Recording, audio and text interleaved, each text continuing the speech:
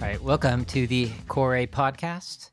This is going to be, sadly, the last podcast here in this space. Oh no. But we will be moving to a new space. We'll be sharing locations with Tasteless Okay. at the RSL studio. Yeah. I don't know if they have a name for the studio yet, but they've been broadcasting recently. So just to fill you listeners and watchers in, no, we're not ending the podcast. We are moving the venue, so the backdrop will be slightly different next time. For those who don't know what or who Tasteless is a legendary StarCraft caster / we call them commentators. You know, the Yeah. old caster commentator debate. We can talk about that next time. Yeah. He is here in Korea, living here, and recently is running his own StarCraft League Yes. under his name. I believe the studio was called the Archon Studio Oh, really? from Okay. the VODs that I've seen. Okay, they've been calling it the Archon Studio. Very StarCraft themed, right? Yes. Yeah, and he's calling it's a revival StarCraft League or something like Yeah, that. that's why it's a RSL, RSL, right? Yeah, yeah. it's kind of a play on the ASLs and the GSLs. Yep. But yeah, they've taken it into their own hands, and it's really exciting. And We're gonna be sharing their studio space. I suppose we've been good friends yes here in Korea, and all the best to his project. And hopefully, we're not intruding his studio space. And one day maybe we can have him as a guest. Yeah, during the yeah. talk I'd and love show to as well. talk to him about the whole RSL thing and how that came about. That should be pretty interesting. But Yeah. He's also a avid Street Fighter player too. Oh, yeah, for those yeah. who haven't seen. yeah, him, we so. played some Street Fighter 6 with Yeah. them during the short-lived streams that we did, which was a lot of fun. But yeah, we'll be moving spaces, and for this podcast, one of the topics that I want to talk about with you, especially since you've been coming back from traveling the world pretty much, and the kind of the topic of traveling for FGC events and majors, right? So if we go back in history, it was a different time back then. Yes, I think very different. And there were a lot more of these, FGC Street Fighter tournaments. You remember there was like the NorCal regionals, SoCal regionals. It was everywhere. It was Yeah. SCR, NCR, right? And you had stuff going on the East Coast and the No Coast. And it kind of looks like these days it's kind of, there's a lot less events, maybe just concentrated in one area. Now it's kind of more spread out. So you kind of have Yeah. to go to Australia has BAM Battle Arena Melbourne. Yes. Is that correct? Mhm. You, Back in my you hometown. went there. Mhm. You also went to CEO, one of the mainstays of the tournament scene in the FGC. Yep. CEO has been around for a while, and 15 years, yeah. Yeah. Long time. Yeah, run yeah. by Jabali himself. So yeah, very and nice. and of course there's Combo Breaker, and then there's the Evos. Evo, Combo Breaker, and CEO are kind of like the big three. They're the big three in North now. America. But I guess there's events going on all over the world Yes. now, and obviously there's Evo Japan. We're in South Korea, so it's easy to just catch a plane and go over Yeah. and enjoy some good sushi and Oh, yeah. Get some good games in, right? But yeah, you've been kind of traveling all over the place. I guess. I forget what your itinerary was this time. Did you? For me, well, first of all, I kind of decided to do it again because, and when I say again, yes, I've been doing that since the early Street Fighter 4 days. Yeah. So just to give you guys a bit of a refresh in memory, so me and of course Gerald, we've been playing ever since, like, I would say pseudo competitively since Street Fighter 4 days, where that's when the term FGC became a thing, right? Yeah. And back in the day when they kind of tried the Capcom Pro Tour event, it still kind of felt not as esportsy, I would say, but it was more of just a very big community kind of vibe. Because in comparison to now, there have been, with a bit of exaggeration added, every weekend there's something going on in a major scale. And Yeah. I wouldn't say major scale like Evo, because Evo is always going to be the very top, right? But Sure. at least the at least an event where, say, average of at least 400 to 500 people gather every weekend somewhere in the world, usually North America, just because the infrastructure is very big there.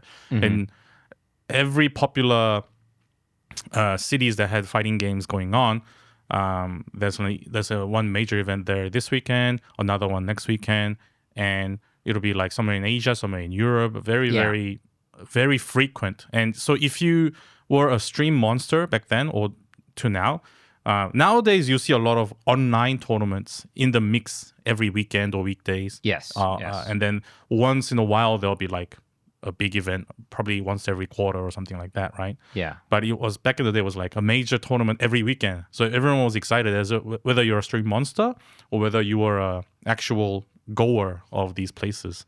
And it's funny how now Capcom Pro Tour has a program called the World Warrior, which is a regional online tournament.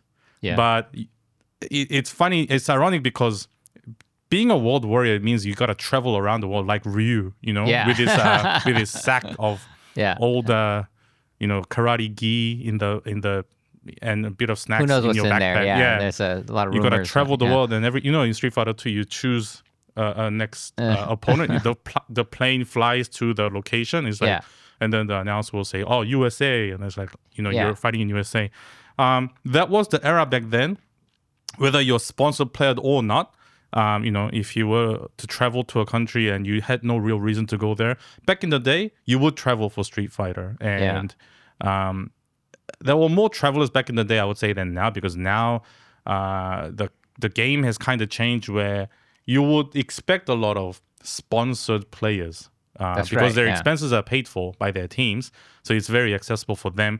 But for me, I wanted to kind of relive that kind of excitement to Yeah, see whether yeah. what it is like now if I were to travel. So long story short, my travel plan that I had until now was starting from Evo Japan, which was like first week of May. Yeah. And then the week after I was in Belgium at Brussels Challenge. Yes, that's right. You went to Belgium. Yeah. And then the week after, originally I was going to go to Combo Breaker. Yeah. But Combo Breaker, sadly, I had to set it down because I just had to commit. I couldn't, I figured I couldn't go there every week because I'm technically working. I have to, manage the channel and create videos and stuff like that. So I didn't want to have a backlog on it. So I had to use that time for me to go to Combo Breaker to create a lot of videos that's scheduled, what you guys may have seen in your YouTube shorts and whatnot, and in the lounge channel. Then the week after, I decided to go down to Australia. That's when BAM happened. Yeah. And BAM is in Melbourne, which is my hometown. And I realized, I haven't been back in Melbourne for around 5-6 years now, because I came to Korea for originally I came down to Korea back in the day 2020. Yeah. Before COVID happened. Yeah, right? that's right. And then when I came down, COVID started. I'm like, oh no. Yeah. But I noticed, I was in Korea all this time. Never went back to say hello to my family. So I decided to have some family time there for about a couple of weeks. Yeah. And then it was time for CEO in Orlando, Florida. Went there.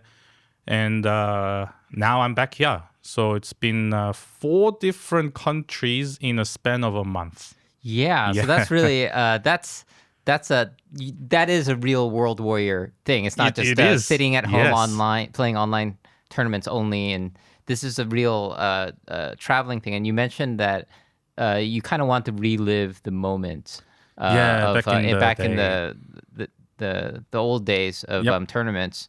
And I guess, did it kind of live up to that, or did it seem a little bit different? Did it seem more commercialized? Did it seem more like, you meet all the same people, the people that you know. They're all there. Thankfully, I did get to see a lot of familiar faces. Say hello to most of the people I know.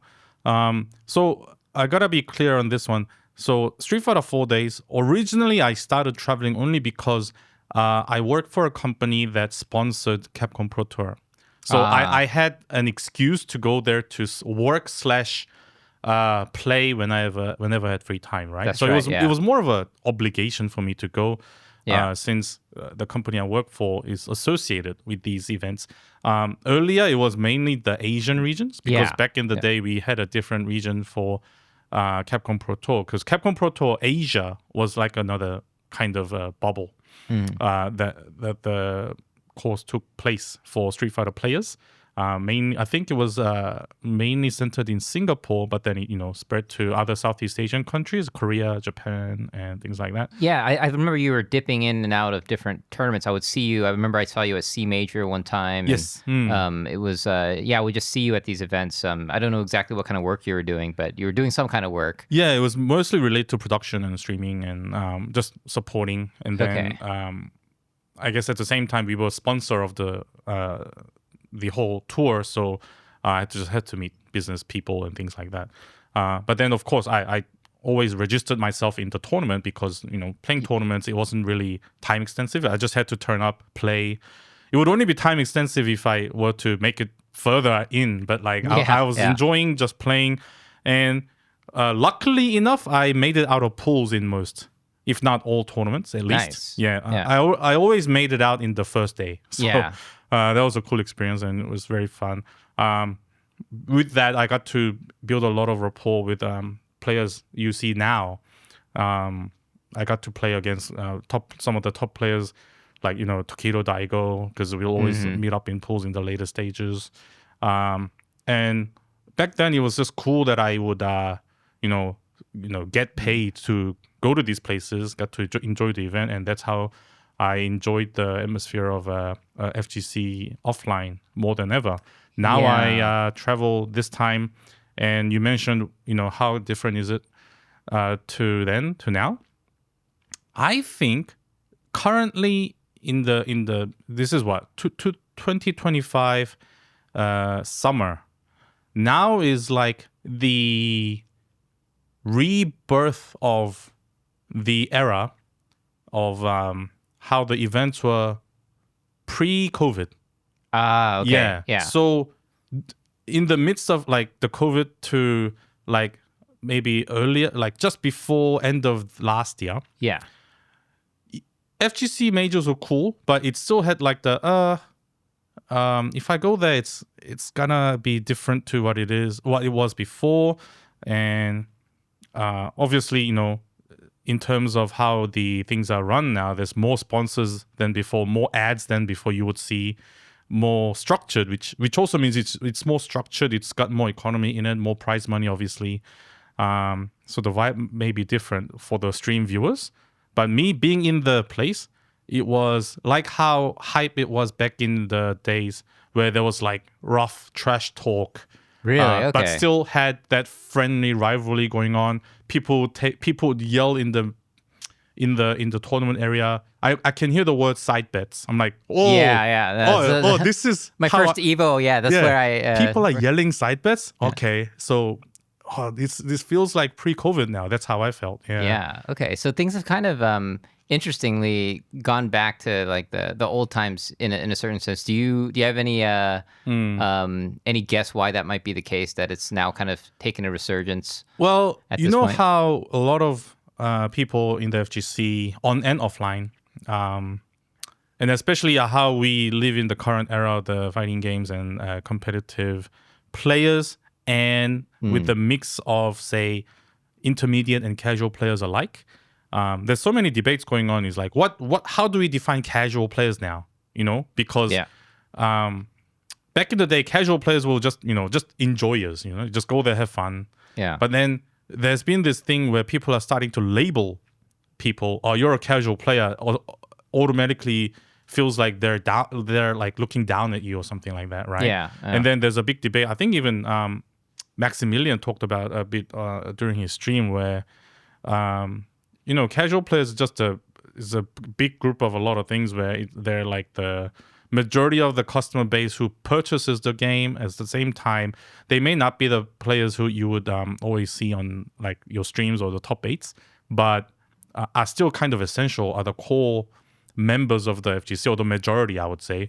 But Yeah. then there's also the concern of, all right, since they're the majority, do they get the majority of the opinions or the voice, right? Because sometimes it can be over exaggerated where it seems like they want something, but what do they actually want? Because all they see on social media, and I quote unquote social media, it's all complaints. People are complaining too Yeah, much, of right? course. So Yeah. how do you define a casual player? But then I step into a major event ever since Evo Japan this year up until CEO.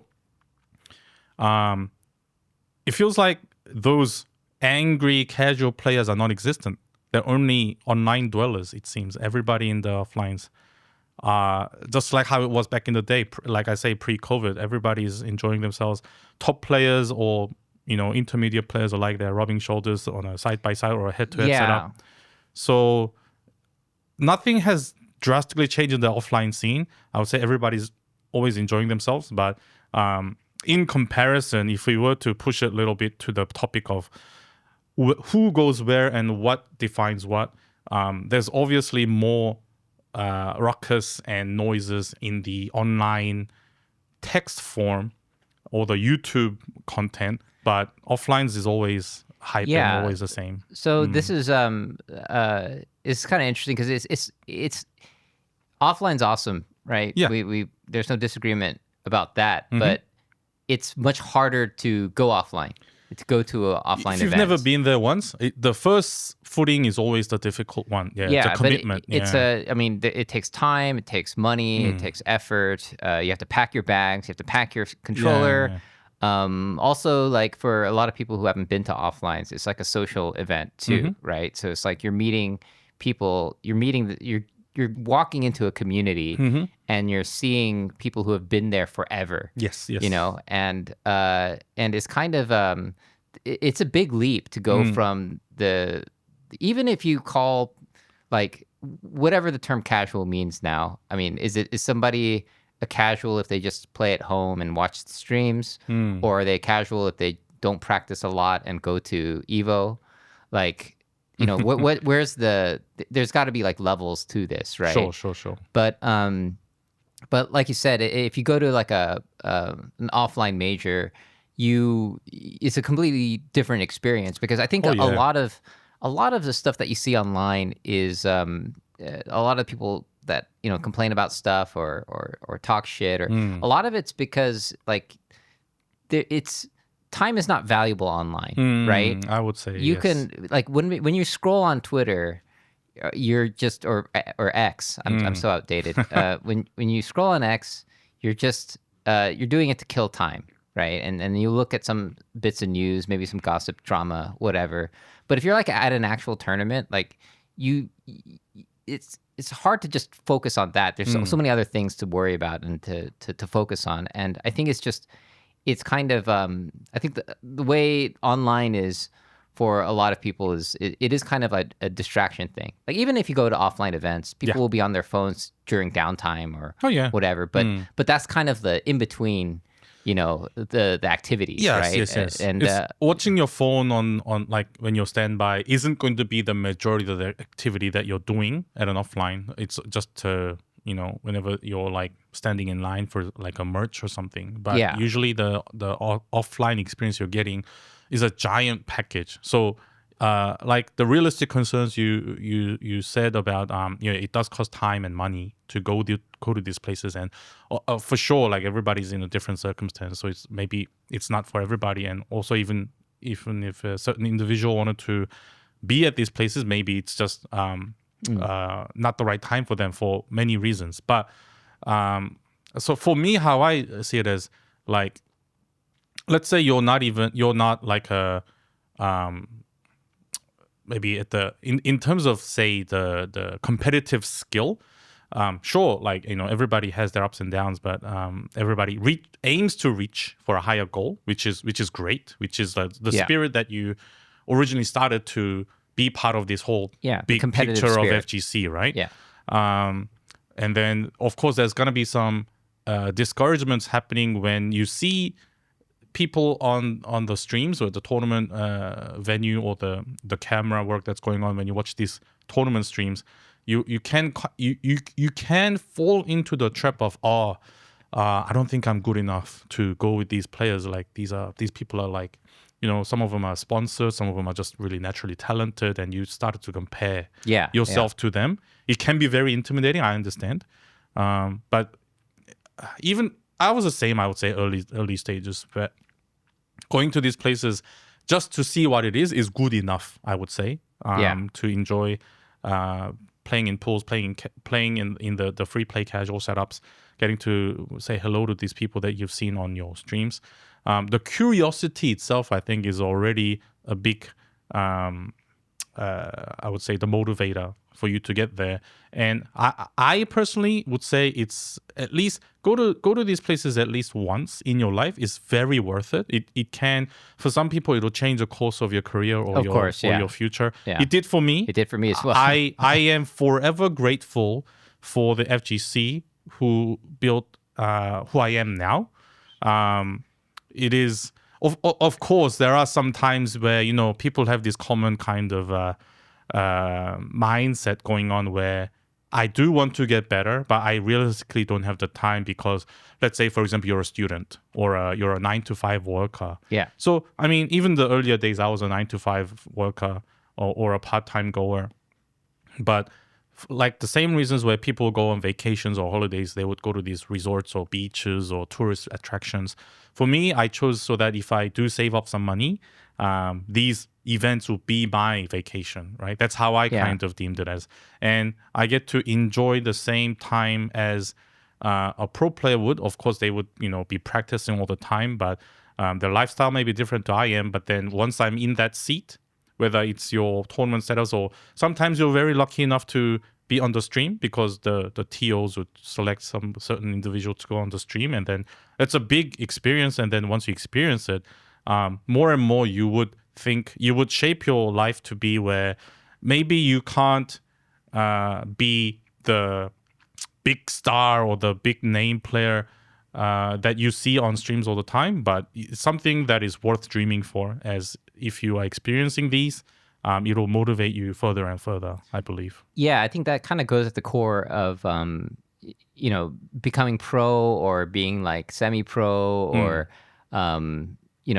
being a casual and everything in between. Right? Sure. So I mean, I don't go to Evo thinking like, for me, my goal is to like make it out of pools. Right. And sometimes I'll do it and sometimes I won't. But that's kind we'll of like, always, try our best, right? Yeah. That's the common theme there. Mhm. yeah, and so it's people go for different reasons, but I guess because there is a financial cost and, Yes, and toll, that's true. there's you kind of have to make it work with different things, right? So, for example, you going to Melbourne, you got to see your family. Yeah, you know? well, I mean, that was a good reason to go to Yeah. another country, right? Yeah, so that's not even like you were mentioning, like treating it like these trips as like a vacation, Right. But something like that would be to go see your family. Like for me, going to Evo from Korea, Evo in Las Vegas was every time I went to see my parents in the U.S. Sure. I would time it so that I could go to Las Vegas and back, which is not an expensive flight compared to Korea to Texas, right? Because So within the States, yes. yeah, so when I'm within the States during that time, I'm at my parents' place staying, and then I'll hop on over to Combo Breaker, Right, right. or whatever. And so that's kind of how I've kind of made it work. Also, I've been sent to places for to film stuff, sponsored videos, and so you can kind of make it work like that. I'm kind of a content creator, and I think a lot of the FGC people, the top players, they see us around like a lot, right? It's an interesting thing, and I think the analogy is apt with like going to church or something, right? Or it's like in a you way. see the community people, but it makes a difference to show up. Also, obviously you can sit at home and go on streams, and then there's familiar faces on the streams. The streams are kind of like online is kind of like you are part of the thing. Yes. There's no question. I agree with James Chen that if you are going on the streams and you are like, being a stream monster and rooting for people and rooting against people, Right. You are part of this. You're part of the community. FGC. Yeah, you Yes. are part of the FGC for sure. But I guess this is kind of something that a long time ago, like in the 90s, that wasn't really like, I guess you could have been part of like news groups or whatever, like forums, Yeah. but that's a little bit more far removed. It's like, it's hard to say you're part of the community if you're only on a message board. But I think Sure. that the live broadcast aspect made it more of a community, right? This is where like Yeah. during COVID, churches would have mass Oh, on stream. So it's right. funny because like like people who never watch streams, they're suddenly they're like, oh yeah, like I'm gonna go to church by watching this stream, and Yeah. like I'm like, Okay. yeah, okay. So Yeah. Can do it's like everything a at fighting home game now. tournament. Yeah. Yeah, it's like a you Uh, can partake in your community at home. But I mean, this is in a certain sense, a lot of the FGC was built on that online stream community, right? It's yeah. like before I went to Evo in 2013, that was my first Evo. Hmm. I was following the streams. I was Yeah, watching. I was I saw watching. Gamer B like Yeah. beat Justin Wong, and like it Yeah. looked like he won Evo, but it was just like top 16, I think, Yeah. or something. But yeah, I remember watching all that kind of stuff. But it's Hmm. kind of like, but it opens the window to that world, Yeah. right? And you can be a part of it. But then like when you go to the actual event, it's another level of that. You've kind of like Yeah. you've kind of uh gone to the bigger part of Hmm. the whole apparatus. And I guess back in the day, like that was kind of your arcade was like the small community that Sure. was formed. Mm-hmm. The arcades in back in the day were kind of like everyone had like knew who the best guy was. Oh, it's that guy again. He came by. Yeah. And, Yeah. like he's Yeah. like no one could beat him. Hmm. And then you'll have some like middling players, and you have like new players. Yep. And it kind of like formed these like little pockets of communities. And then I think this is where when B3 happened with the before it was Evo, Yep. like they just kind of consolidated all the different regions that they could have contact with, Mm-hmm. and then they're like, let's settle this. So Yeah, it was actually rivalry really is going good. on. That's when you actually meet new people for the first time. It's like meeting aliens, right? It's like, Yeah. oh, they also enjoy the hobby that I like. That's interesting. Yeah. Let's see who enjoys more of Yeah. this hobby, right? It's like a comparison, competition going on.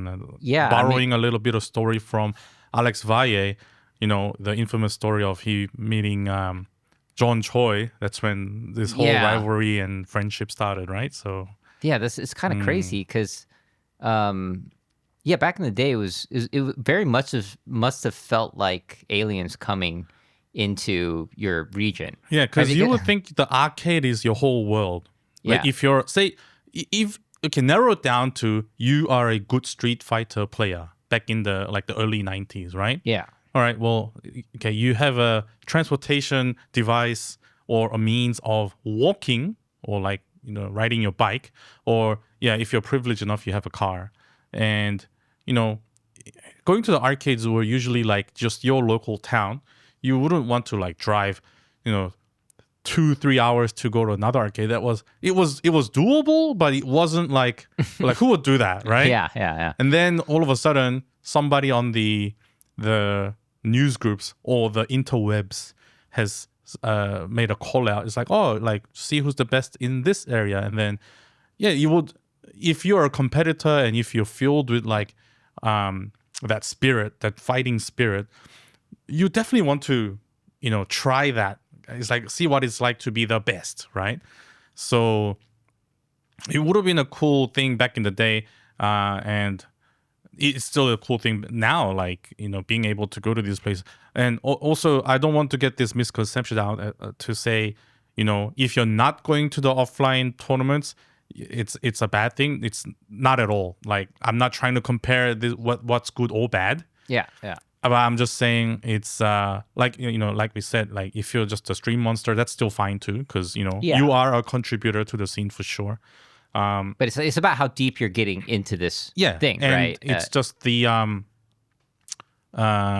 you wouldn't know until you've been there, Yeah. right? I'm just trying to say it's a very welcoming environment and very motivating. If you are contributing just as a casual enjoyer, like maybe you could be the next.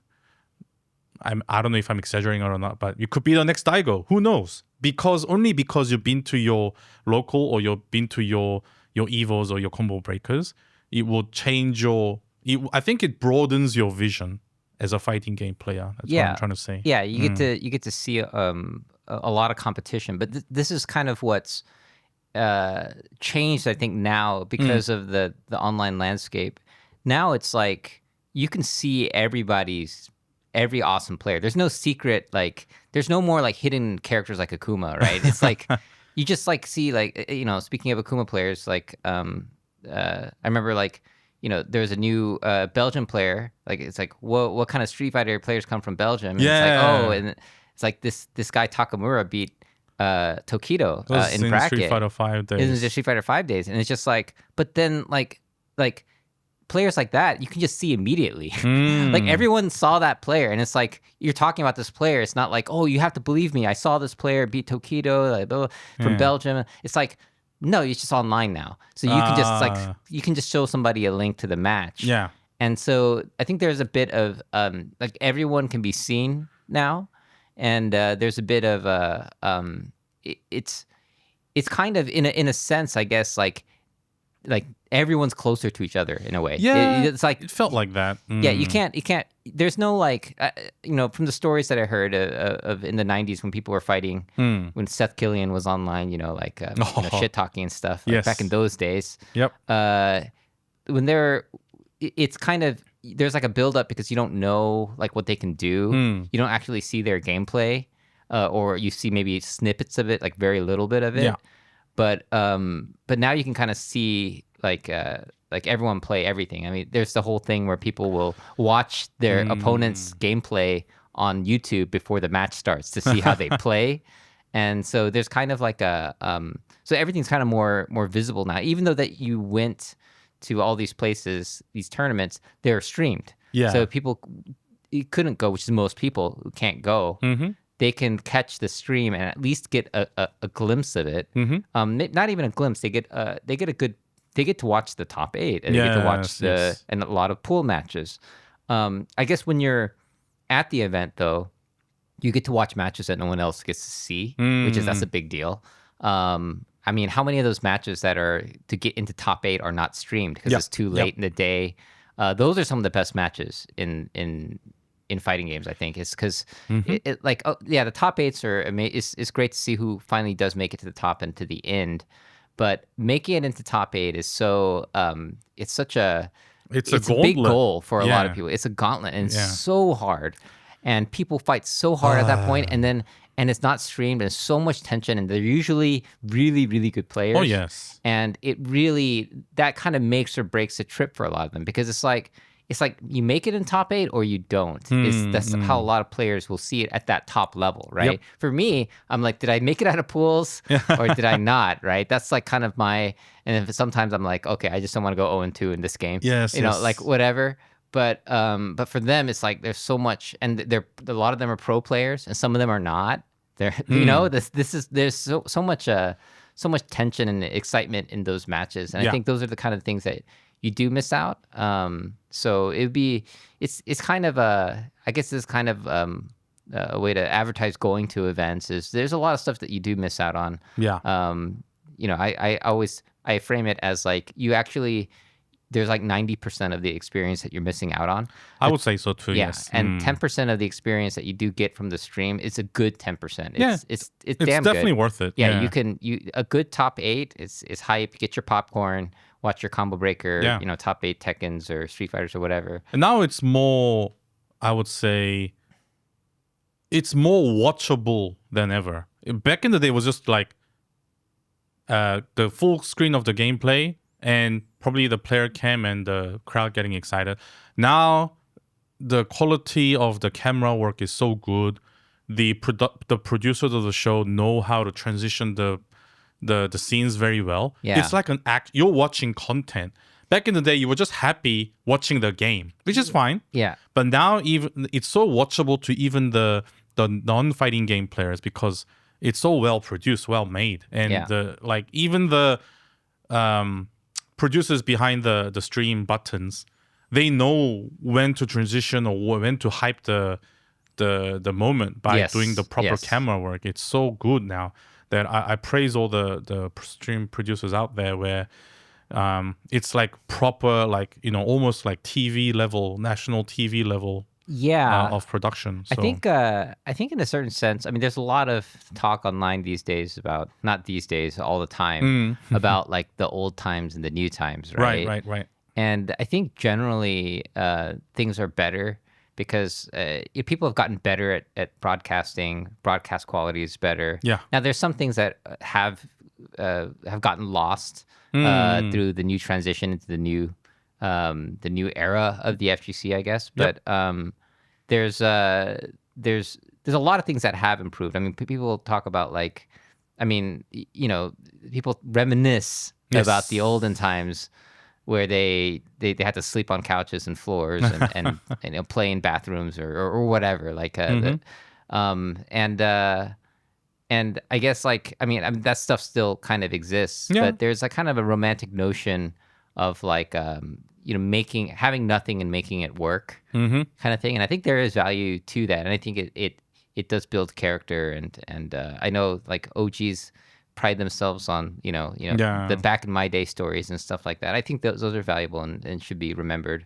But yeah, I mean, in the new times, there's a lot of stuff that's more streamlined and but then it's interesting because now it kind of gets into the gameplay as well, right? So I don't know if we have a lot of time to get into this topic, but one of the videos that's been trending on Corey Gaming was the motion inputs videos. I Oh, think recently, yes. Yeah. Only because of the trailers and that's coming out for most of the games, like later in the year or next year.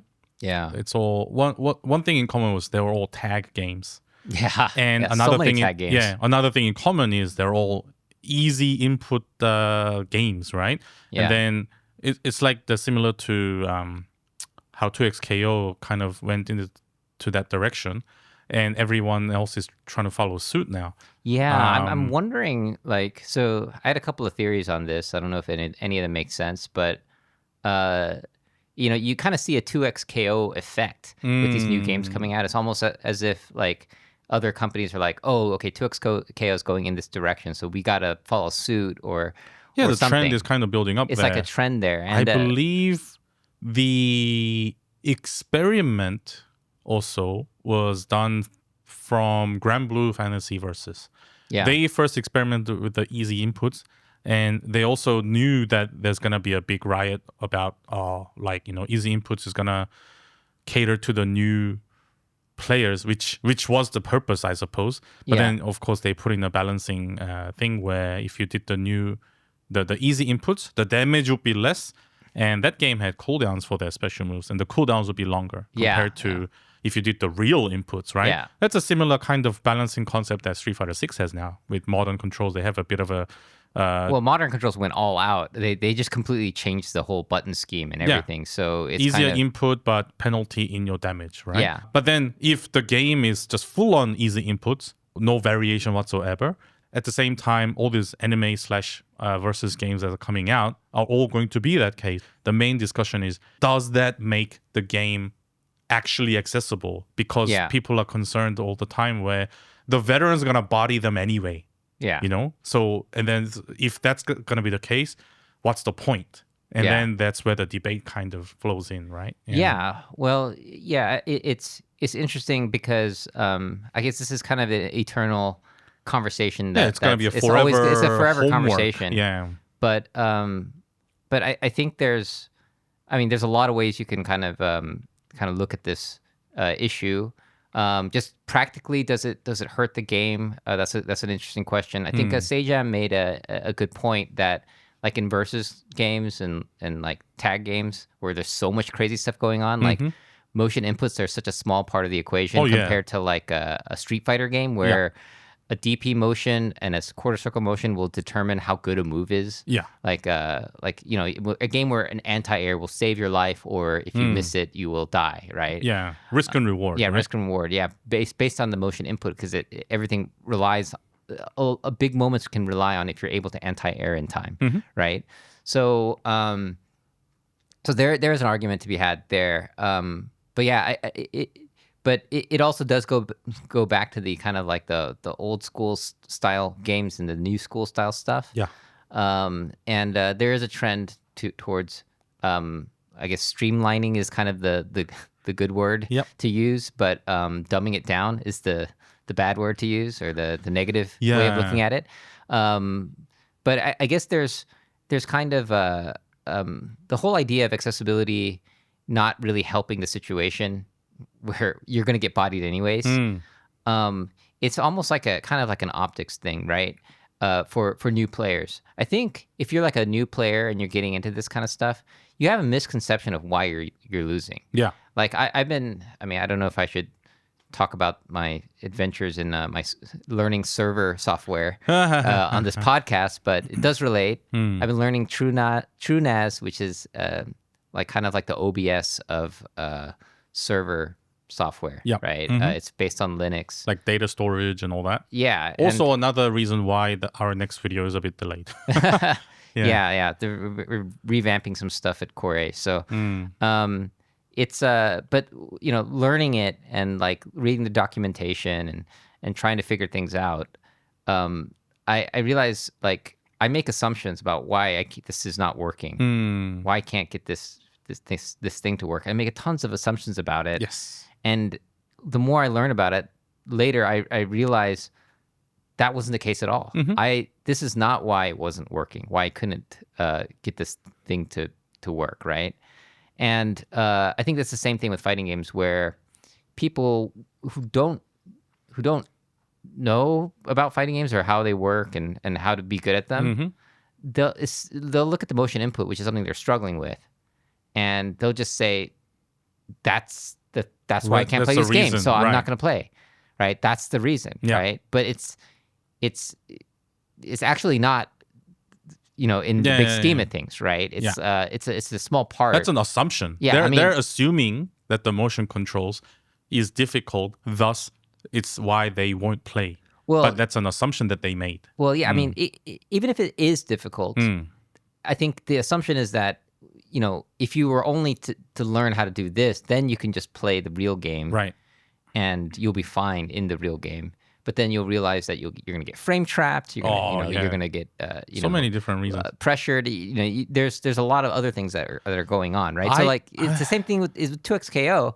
They don't have the motion inputs anymore, but oh man, when you play that game, like the clockworks and the the apology mans, like they're going to steamroll anybody who's not well versed in the game. The reason why I say that, if someone makes an excuse about a motion control and then makes that the main reason why they can't or won't play the game, is the assumption I'm assuming that is their assumption, is because I kind of know 90% of those who complain about that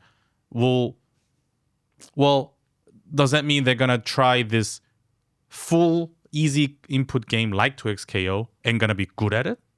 That's not the case, right? Yeah. Yeah.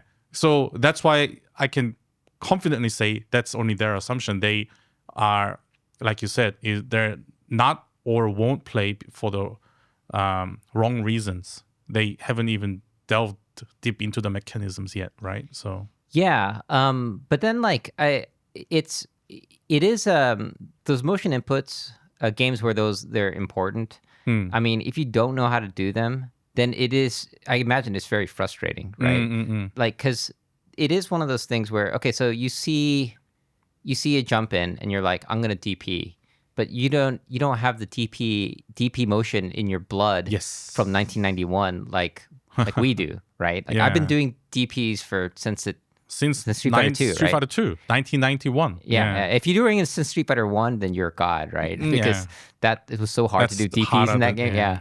But if you've been doing DPs since Street Fighter 2, then it is like a very easy, simple thing. But imagine if you weren't able to do that, you saw the jump in coming and you knew it, and you're doing the motion, but because you have to hold forward, you're not blocking, you get hit and full combo and you're dead. And at that moment, you're going to be like, well, if I had been doing this motion since 1991, I wouldn't have gotten hit, right? So the solution to that is the instant DP with the modern controls, right? Yes. And so I've talked to a lot of people from different communities and different gaming backgrounds, and they do say that those modern controls kind of gave them kind of got them into the game, Yeah. right? And So I like, think there's a lot of proof nowadays where there's an increase of modern players, yeah, and the modern players help them to be, well, either get like good at the game or at least playable to yeah. their enjoyment. And I think there are some players who actually went from modern to classic as well. So Conversion, yeah. they've converted, and so that's the ultimate kind of goal, right? And what I do like about the way Street Fighter 6 handled things is they kind of made it like two modes. Grand Blue, I thought what Grand Blue did was clever. They had the thing where, like you said, less damage if you don't do the motion input and Yeah. longer cooldown time, and that saved my ass in anti-air situations where that game is very. You need Yeah, the anti-air like is good very players important. or those who understood the mission knew when to use the easy ones Yeah. and the hard ones in the right time. At the right time, right? So they added to the game. But Street Fighter went one step further and they just divided it into another class Yeah. of play, which is like a whole new button scheme. Yeah, it's And like a variation for the same character. yeah, it's a variation, but it's like the buttons are all different layout and everything. So it's kind of it's an interesting solution to that issue, if you want to call it an issue. Well, I like the approach where when you fight against a character that is modern, even if you know the matchup, you do have to adjust. Yeah, So you do treat it like a different matchup. yeah, it's like a different game almost. Yeah, Like which I really like because it's like it is difficult. yeah, But it's like, okay, I gotta play in a different way. It adjusts my discipline, Yeah. which is what I like about fighting games. Where if it was always the same experience you're having, then that's when the excitement dies down. yeah. But because of these variations, as a competitive player, it puts you in a different. It prepares you for the different situation. Thus, it makes me excited to learn more because there's always new things to learn, even if it's the same character. But it's on a modern control scheme. Yeah. So it's really really cool. Yeah.